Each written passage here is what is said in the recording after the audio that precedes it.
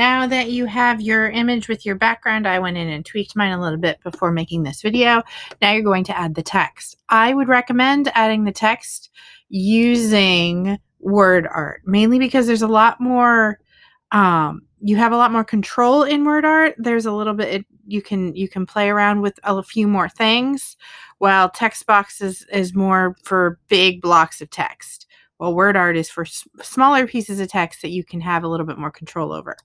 So you insert your word art and then you start your text. Now for word art, if you have one of those, if you're using one of those memes where like mine is going to have two different sections of text, you want to do each section of text separately, whether you do it in a text box or you do it in word art.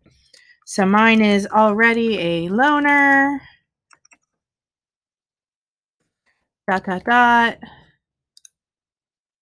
And now I've got my word art. And now I can go in and I can change the font to something that there. I can go in and I can fill it.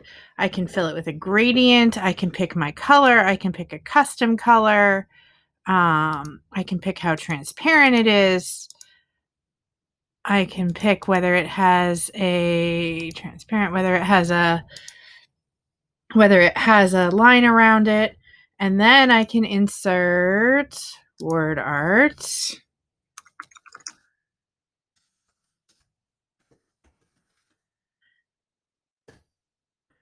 And I can insert the other one. And now I can do the same thing. I can go, and anytime you pick a color in Google Drawings, it shows up down at the bottom. I can make this transparent. And now I can also tweak this and change the size and shape. And if I want it to be 2 lines or 3 lines.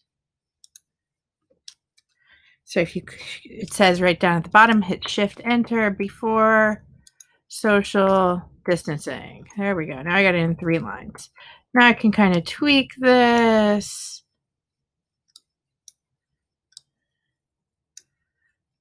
And, oh, that's why it's still Arial.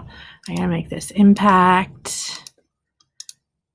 And actually with that one, I probably want a black outline, and I can even go in and kind of play with making it a little bit more bold. That makes it a little bit more visible. If I make it a little bit bigger, there we go. And now I've got my meme. So add your meme text. Make sure it's got a little bit of humor to it, as mine has like already a loner before social distancing. Kind of play with the size and shapes of your 2 text boxes, and then move on to crediting.